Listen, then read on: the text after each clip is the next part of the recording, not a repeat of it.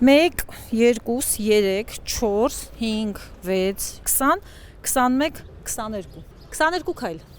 հեռավորությունը մանկապարտեզից մինչև սեփականության վկայականով համապատասխան ներդրողին հատկացված տարածք Անաստաս Միկոյան 2 կոտորակ 2 հասցեի դժգոհ բնակիչներից է նաև արդարադատության նախկին նախարար Արփինե Հովհաննիսյանը։ Նա քայլերով չափեց շենքի առաջին հարկում գործող մանկապարտեզից մինչև դիմացի շինհրապարակն ընկած հեռավորությունը։ Բնակիչները տարակուսում են, ինչպես է քաղաքապետարանը շինթույլտվություն տվել, որ իրենց շենքից 22 քայլ այն կողմ կառուցվեն 21, 25 եւ 31 հարկանի 3 բարձրահարկ շենքեր։ Բնակիչները պատրաստվում են իրավական ճանապարհով վիճարկել թույլտվության օրինականությունը։ Ես առել եմ որպես հանգիստ բնակարան, ես հեսա կեցաթոշակ էի ասում, մտածում էի հանգիստ կապրեմ իմ բնակարանում, բայց այն փաստի առջև կանգնեցի, որտեղ մեծ շինարարություն է գնալու ու մենք պիտի այդ շինարարության զոհերից մեկը դառնանք։ Քթիտ առաջ են նստի, իմ հանգստությունն էլ է կորելու, ես չեմ կարող հանգիստ ելնել,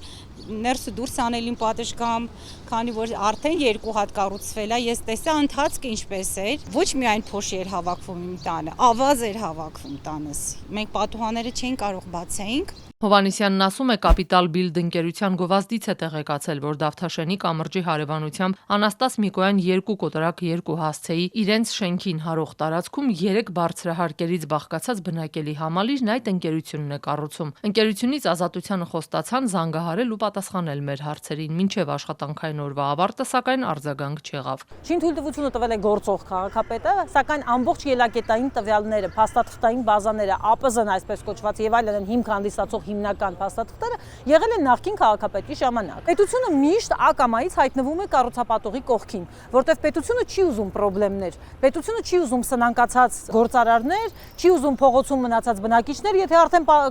կառուցված շենք է ու ավարտականները չկան եւ այլն, հա։ Նույն Դավթաշենում խայտառակ վիճակ տարբեր հասցեներում եղել է, որովհետև պետությունը ունակ չի որևէ ձևով կանգնելու քաղաքացու կողքին։ Բնակիչներն ասում են հույս ունեին, որ 2.5 տարի անմշակ մնացած տարածքում այգի կկառուցվի, սակայն հետո պարզել են, որ նախորդ սեփականատերը տարածքը վաճառել է Capital Build-ին, որն արդեն սահմանազատել է այն ու սկսել նախապատրաստական աշխատանքները։ Բնակիչները նեղսրտում են շենքի այդ հատվածի ճանապարհը շատ նեղ է, իսկ երբ սկսեն վերամբարձ կռունկներ աշխատել, ստորգետնյա 4 հարկերի կայանատեղիները փորվեն, չեն պատկերացնում, ինչպես են ապրելու այդ աղմուկի, փոշու եւ անհարմարությունների պայմաններում։ Բացի դրանից, որ մենք արև չենք տեսնելու ասփոշին, իմ երեխան ասմայի խնդիր ունի, լինելու մեծ խնդիր ինձ համար, իմ ընտանիքիս համար, իմ երեխաների առողջության համար։ Ամեն օր այստեղ խցանում կա, խցանում ա լինում նաև մեր բակ մտնող տարածքում, երբ որ ես ուզում եմ իջել եմ տրանսպորտից, ուզում եմ բակ մտնեմ, բակ չեմ կարողանում մտնեմ, անընդհատ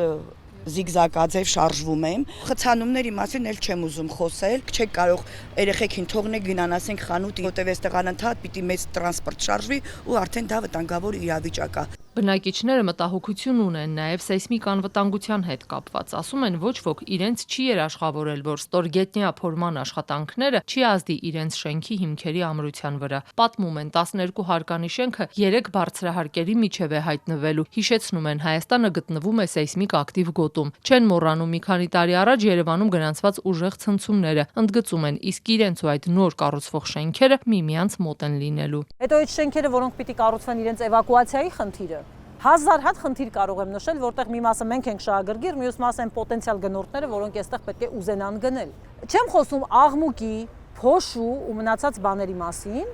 ու պատկերացրեք, որ այստեղ սեն շինարարական փորման աշխատանքները։ Օրինակ հայտի Օրբելիում,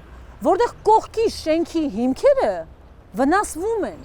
ճաքում են այդ աշխատանքների ժամանակ։ Բնակիչների այս մտահոգությունները Երևանի քաղաքապետարանի աշխատակազմի քաղաքաշինության հատուկ ծրագրերի վարչության պետ Ալիկ Վարդազարյանը հիմնավորված չի համարում։ Բոլում դեռևս անհանգստության կարիքի ես չեմ տեսնում։ Մտահոգիչ կարող են լինել, քանի որ մեծ շինարարական ծրագիր է իրենց ենթադրում, միասնական ստորգետնյա հարկեր են, փոստովակի իրականացման ժամանակ բավականաչափ դժվար ինքը իրենց աշխատանքա, բայց նմանատիպ աշխատանքները օրենքով սահմանված կարգով անվտանգության կանոնների պահպանման դեպքում հարևան շենքի սեփականատերերին կամ շահառներին առանց վնաս հասցնելու հնարավոր է իրականացնել։ Հակառակ պարագայում համապատասխան փորձաքննություններ ուղղակիորեն հնարավոր չէ անցնել դրան նախագիծը։ Պաշտոնյայի խոսքով նախագծի համաձայն համալիրի բակի մուտքը հակառակ կողմից է լինելու, խցանումներ ասած չի լինի։ Սեյսմիկ անվտանգության մասով էլ պատասխանատվությունն ըստ նրա կառուցապատողն է կրում։ Ասաց քաղաքապետարանը շինթույլտվություն տալիս է միայն համապատասխան կառույցների, նաև այդպիսի դրական եզրակացություններից հետո, իսկ դրանք տրվել են։ Նախագծման թույլտվության ժամանակ քաղաքաշինական խորհրդի նիստում տենց անվանի թվով 2 տասնյակ ճարտարապետների մասնակցությամբ քննարկվել է տվյալ գործը, սկսած քաղաքաշինական փաստաթղթերով ամրագրված տվյալ հողատարածքը իրենից ինչ է ենթադրում հարակից արկա իրավիճակից, այդ թվում նաև ճանապարհային թողունակություններից, ինչպես խոսում ենք ներբակային ճանապարհի, որը Վիետնամացի 13 վերգետնյա հարկեց բաղկացած բազմաբնակարան շենքն է սպասարկում։ Ներբակային ճանապարհը դեպի հարավային հատվածում Վիետնամասում գտնվող բնակելի շենք մի ճանապարհ է, ու այդ ճանապարհից այս համալիրը չի սպասարկվելու։ Այս համալիրը ըստ նախագծի սպասարկվում է Եղվարդի խճուղուց առանձին գրպանով, այսինքն դիմային հատվածի։ Հետևաբար ներբակային ճանապարհի ծանրաբեռնելու մասին խոսք չի կարող գնալ։ 25 մետրը, 12 մետրը, չգիտեմ 11.5 մետրը պահել ենք, այսպես այնպես։ Գալիս է հաջորդ մի պաշտոնյա, ասում է, գիտեք ինչ կա, օրինակ նախկին քաղաքապետ Հայկ Մարությանը մի խորհուրդ էր ստեղծել, եւ այդ խորհուրդը